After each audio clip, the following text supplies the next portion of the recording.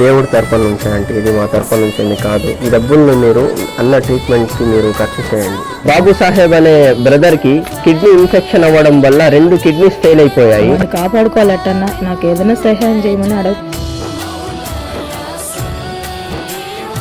ఏడాడుతున్నాను. హాస్పిటల్లో కూడా నిద్రపోలేదు భయ, కడుపారాన్ని ఏడుతున్నది. మాకు సహాయం చేసిన దానికి వాళ్ళందరికీ మేము రుణపడి ఉంటాము. ये पढ़ने वाले बच्चे समझ में आज छोटी छोटी खिदमतें करते हैं. दुआ करो कल बड़े होने के बाद और भी बड़े बड़े खिदमतें करे देश.